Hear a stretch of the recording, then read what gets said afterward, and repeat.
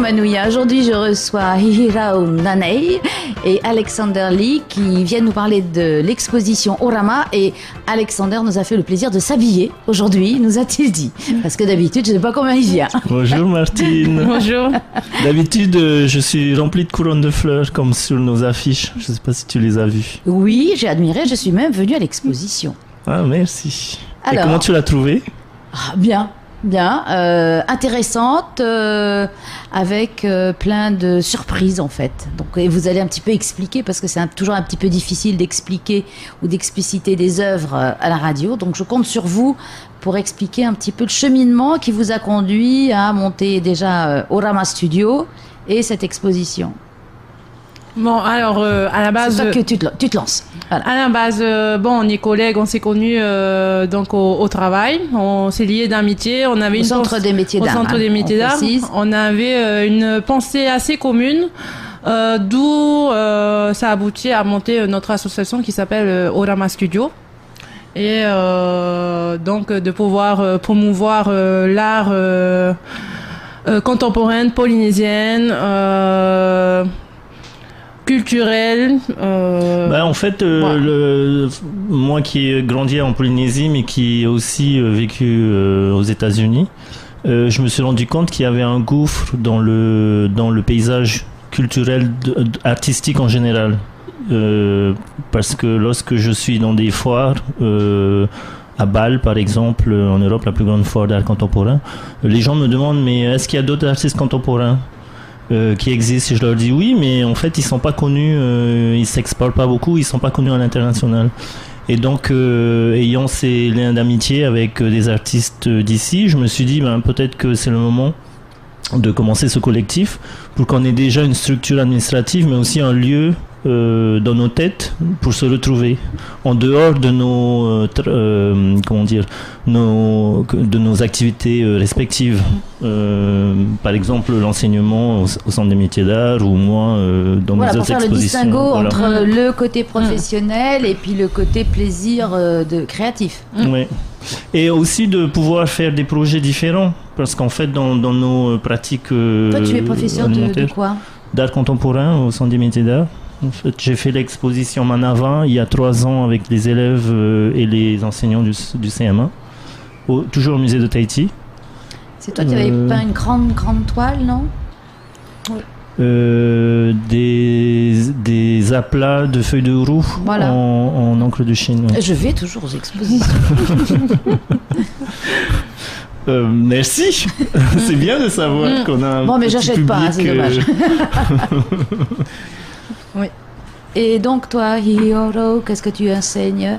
J'enseigne la sculpture. Donc il parlait de l'expo Manava, notre toute première expo contemporaine. J'étais élève, donc il était mon enseignant. On est devenus collègues de travail, grands amis. Et ça fait quel effet de se retrouver collègues quand on a été élève?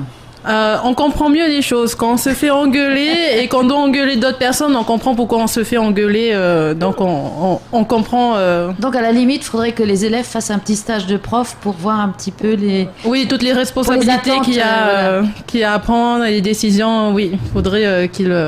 Je voudrais préciser une chose, on n'engueule pas les élèves au Centre des métiers d'art, on leur explique les choses fortement. Voilà, je crie pas, j'explique. Ceci est ma voix naturelle. Je suis rouge, mais de plaisir.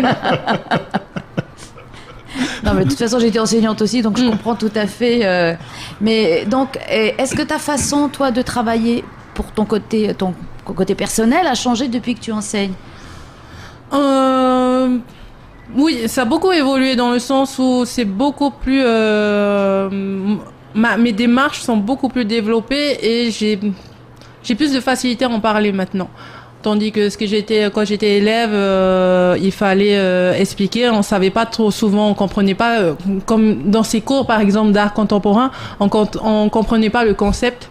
Il fallait développer et justement au fil des années. Non, tu peux montrer tes mains, ça montre que tu travailles. Oui. Ou t'as mis une claque très fort à un élève et ils ont pris feu. Oui, après j'aurais bien voulu, mais voilà. qu'au fil des années, tu as des responsabilités, tu essayes de développer des techniques, de t'en parler, ton discours, ta pensée, ton œuvre. Et oui, il y a et par exemple, ce que tu as produit, toi, à l'expo, ce sont des bougies tiki, hein, si je ne m'abuse, que j'ai rallumées parce que je croyais que... Oh, la pauvre, c'était éteint. Mais tu me dis, non, ça dure. Est-ce que tu peux expliquer un peu Donc, les bougies tiki, c'était un projet que j'avais en tête depuis janvier. Donc, c'était pas tout à fait ça à la base. Ça a beaucoup évolué en 6 mois. Avec beaucoup de discussions avec les membres de mon association.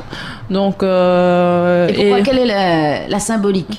Alors, il y a eu 2 visions de la part des visiteurs où ils voyaient... La tienne déjà. La mienne, ma démarche, donc c'était parce que dans le patrimoine polynésien, à un moment donné dans l'histoire, ce patrimoine de sculpture a été brûlé, a été mis en tas. Donc, c'est quand même une destruction de notre patrimoine, de ce qui nous appartenait. Et ça a quand même effacé cette histoire-là au niveau matériel. Donc, en faisant ces bougies, j'ai voulu rendre hommage, parce qu'un cierge, tu rends hommage à quelqu'un, à ce patrimoine-là. Et... L'autre vision, voilà. Le fait d'avoir brûlé les idoles et voilà, en même temps ça répète aussi l'histoire du fait qu'on les a brûlés à un moment donné dans l'histoire. Et toi, Alexander, j'ai bien aimé tes tableaux bleus. C'est toi qui as fait les bleus aussi Non. C'est lesquels? Ah bon, bah, écoute, il y en a 3. Voilà, je sais qu'il y en a 3-4 que j'ai. Et toi, qu'est-ce que tu as fait exactement? Alors, j'ai fait déjà une pièce qui s'appelle Café Pain Beurre.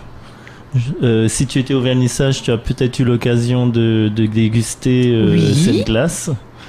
Donc, déjà, la démarche pour moi, c'était de parler d'une façon assez sculpturale, mais aussi gustative, oui, et funny, et marrante en fait. Oui, alors qu'est-ce qu'il y avait dedans? Il y avait vraiment du café pain beurre.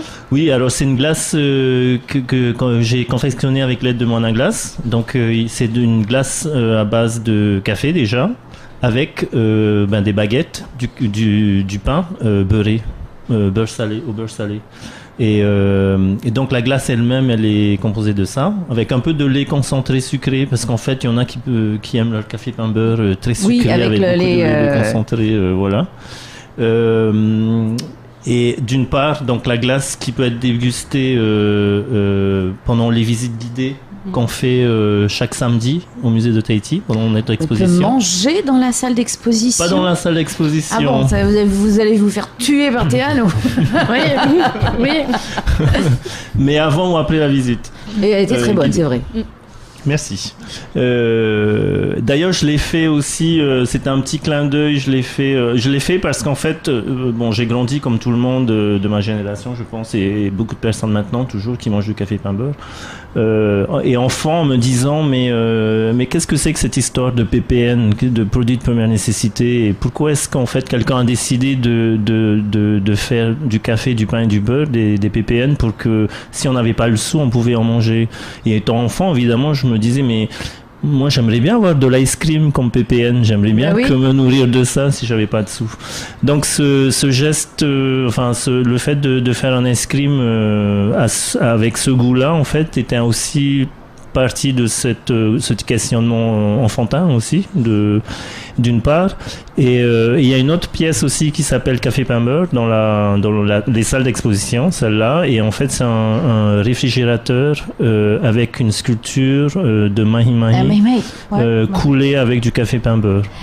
Ah, parce que je me suis demandé ce qu'il y avait dedans. Alors, c'est un vrai mahi-mahi ou c'est que la sculpture? Parce qu'on Non, donc j'ai fait un moule d'un vrai mahi-mahi. Ah, voilà. Et ensuite, j'ai enlevé la forme originale lorsque j'ai fait la sculpture. Et dans ce moule, j'ai coulé, on peut couler plein de choses dans un moule. On peut la couler en plâtre, en ciment, en ce qu'on veut. Mais là, en l'occurrence, je l'ai coulé avec des pains baguettes, du beurre en shore, en 10 kilos, là. Et du café, les grosses boîtes qui n'ont pas besoin d'être réfrigérées. Et c'est bien pour les gâteaux d'ailleurs. C'est le beurre fondu impeccable. Le meilleur. Oui, qui pourrait jamais, même pas lorsqu'on le Et qui nous consume, envoie la c'est ça. CPS avec... Et avec du café, du Nescafé soluble. Voilà. Donc, Et donc qui sont installés dans les salles d'exposition dans un frigorie, un grand congélateur. Un grand congélateur, voilà. vous voyez que j'ai vu l'expo. Ça. Oui. Ah.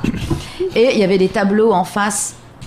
Alors il y a deux grands tableaux de Viry, c'est Viry qui les voilà. a fait, Viry Taimana, le directeur du centre des métiers Oui. d'art, membre du collectif, qui a grandi au Tuamotu, à Aratika, et qui voulait à travers ses toiles en fait parler aussi de lui, sa relation aux poissons, au fait d'avoir grandi à devoir refaire les parcs à poissons de son père par exemple, et continuellement, et de sa relation avec ses poissons par exemple. Donc il y a un kokiri, un oiri en pamutu, et l'autre c'est un paishele.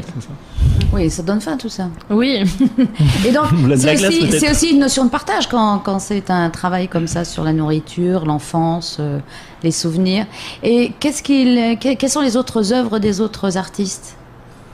Alors vous pouvez d'abord on organise une visite samedi, donc c'est l'occasion de venir redécouvrir.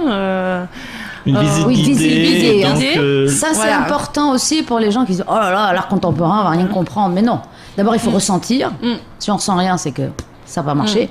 Mais on n'est pas obligé de ressentir exactement ce que l'artiste voulait qu'on ressente. C'est le choix du spectateur. Oui, et puis en plus, le fait, on a toujours un regard particulier et notre regard change lorsqu'on a une autre relation à un objet ou à quelqu'un, par exemple.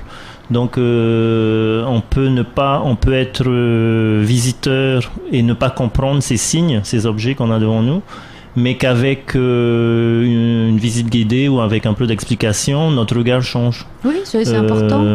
Donc, Ça y est, vous en avez déjà organisé?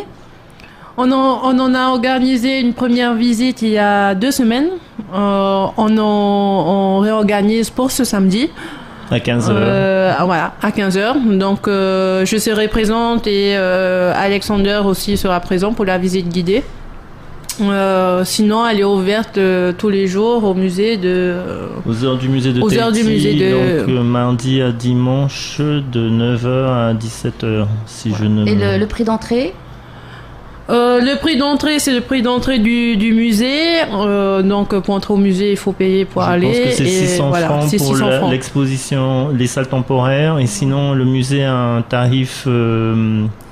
groupé, groupé si on veut avec voir les les expositions collections. permanentes. Voilà, Ouais. à 900 francs pour les deux. Bien, et cette exposition dure jusqu'à fin juillet. 31 juillet. Oui. Et après, c'est fini. Et après, c'est Steve. fini. Après, il faut Enfin bon, emballer. vous aurez d'autres projets, je suppose. Oui, c'est en préparation, en pensée, et plus qu'à concrétiser comme l'expo qu'on vient de faire. Après, il faut du temps encore pour préparer. Et votre collectif est ouvert? Vous avez encore des gens qui veulent s'inscrire? Comment ça marche? On n'y a même pas pensé, pour te dire la vérité, en fait, parce qu'on était tellement dans notre entrain à nous... Oui. À préparer cette exposition, et que c'est vrai qu'on n'a pas vraiment établi une façon un peu formelle pour que les gens puissent se joindre à Oui, nous. parce qu'il y a pas mal d'artistes contemporains qui font du contemporain aussi. Ouais. Peut-être des talents à découvrir, des jeunes, des vieux, des moyens. Oui. On a, je vais pas dire que c'est limité, hein, on est ouvert à tout, mais on a une pensée particulière. Quand on a pensé cette association, on a vraiment défini un statut où c'était cette pratique devait être dans tous les arts confondus, mais qu'elle reflétait vraiment la Polynésie et le Pacifique. On a une certaine façon de travailler, une certaine façon de penser, donc on est ouvert aux discussions pour justement faire comprendre notre vision. D'où le nom de notre association, Orama Studio, qui veut dire Orama, la vision. Eh bien, je vous remercie d'être venu nous éclairer sur votre exposition. Merci Et à donc, toi. on donne rendez-vous à tous les auditeurs pour qu'ils aillent se régaler. Maruru Maite. Merci. Merci à vous. Bon après-midi. Au revoir.